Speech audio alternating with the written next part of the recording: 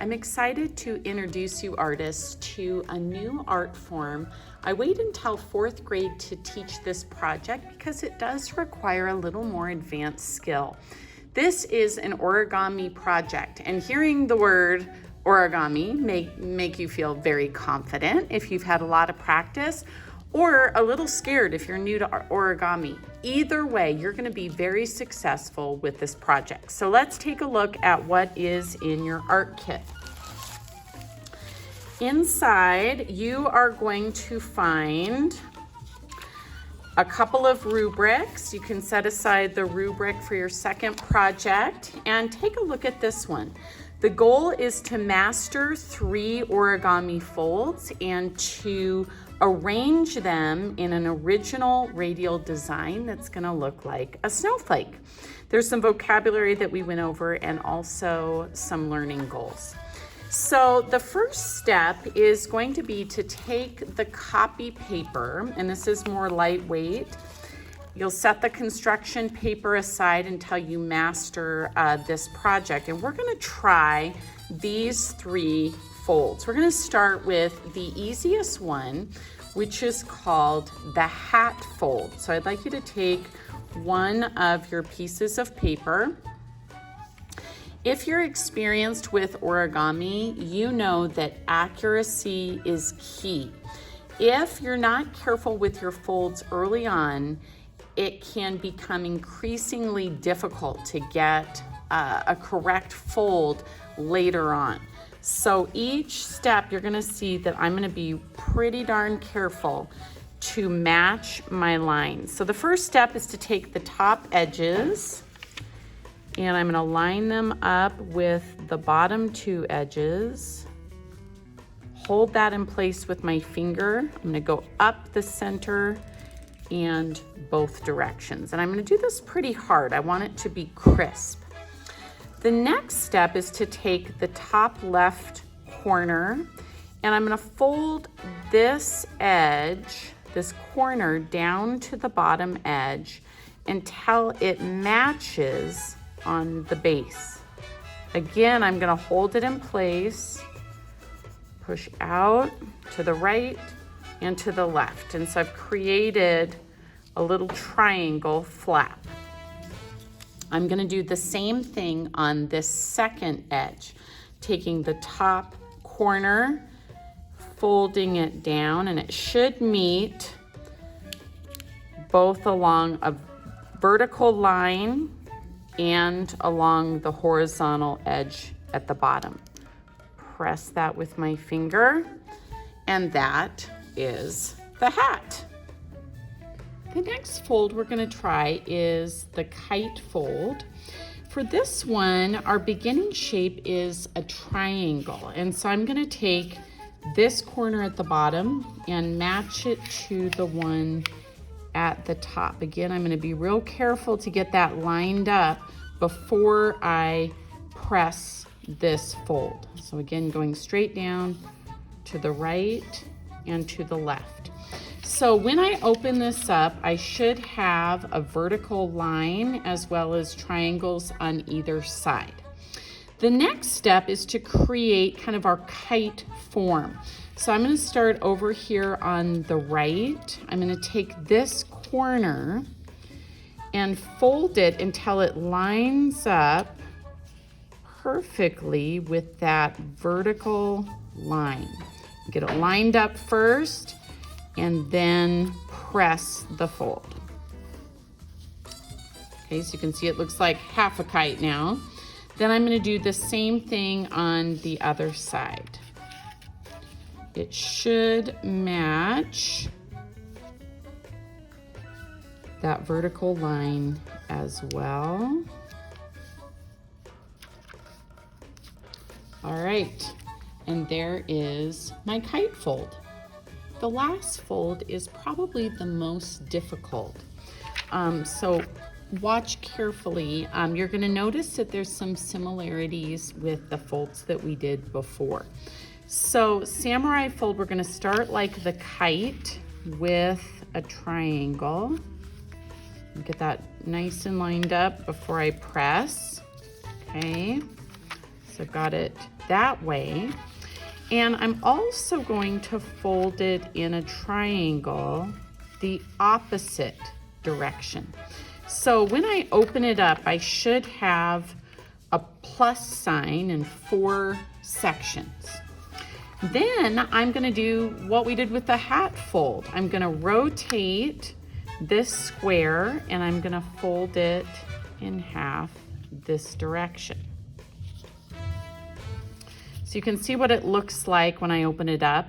Got that plus or the X and then a line that goes across. Now here is the tricky part.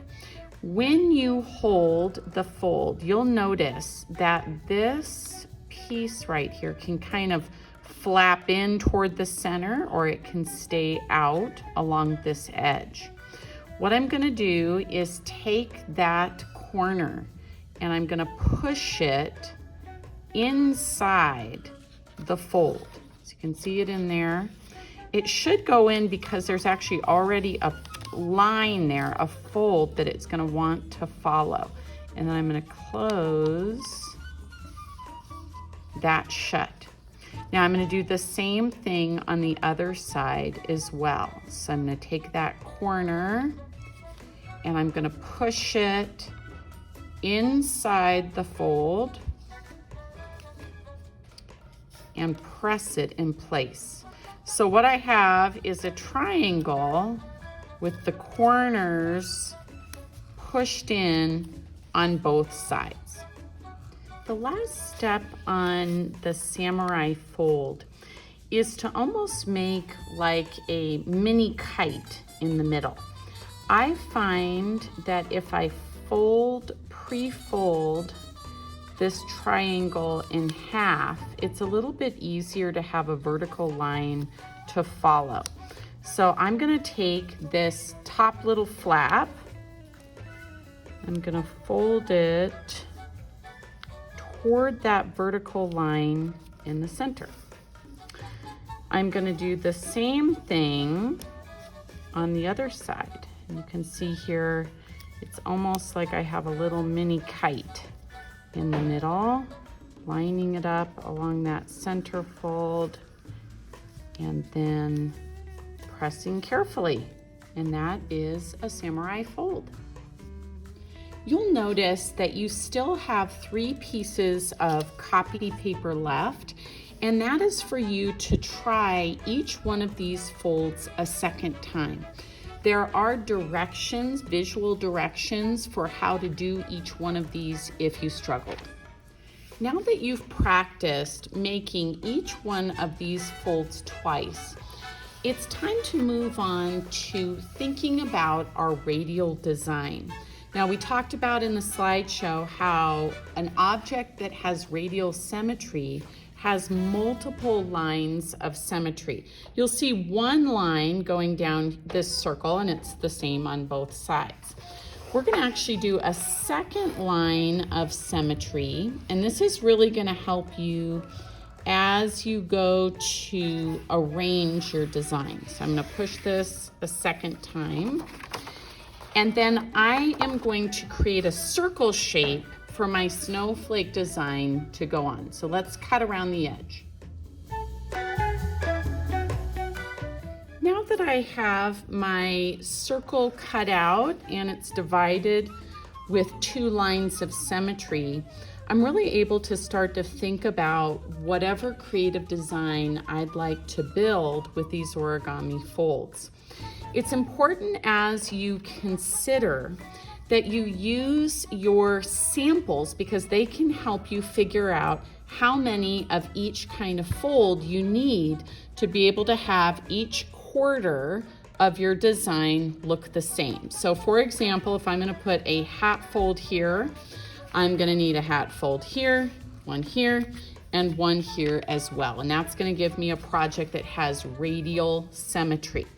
So if I wanted to start with a hat fold, I would need 4 of one of my colors. So maybe I would go with blues, okay? You could also start with kites. Now notice when you start with the kites that it takes 2 kites to fill in each one of the quarters. And so in that case, I would need to have 8 kites of the same color, or I could also alternate. I could do, light gray, dark gray, light gray, dark gray, light gray, dark gray, all the way around. The samurai folds function a lot like the hats. They also take up 1/4 of each of the sections. Now, after I get this first layer done, I'm going to start to think about how I want to do the second layer. And so I might end up combining these in different ways. I'm going to start by making my centerpiece, and then we'll go from there.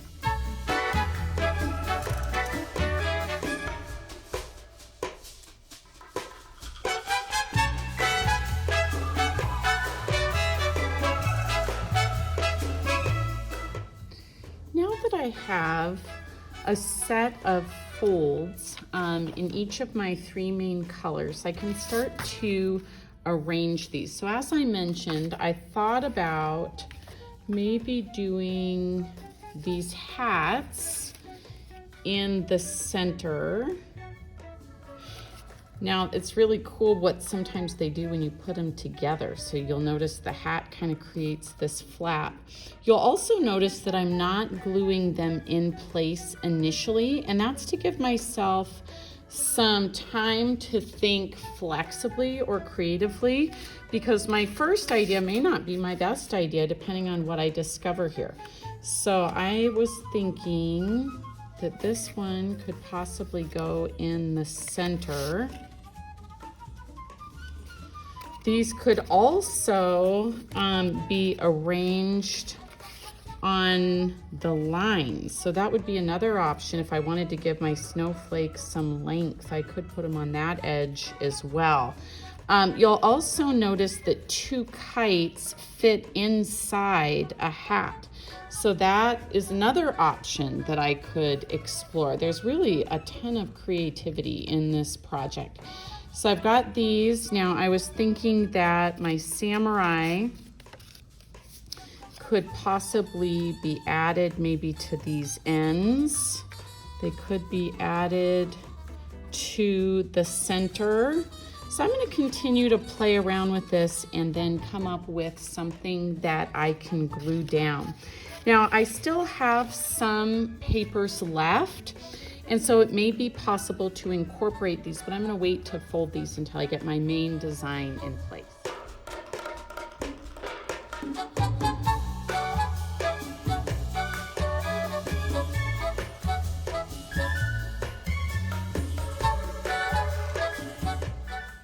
Here is how my snowflake turned out.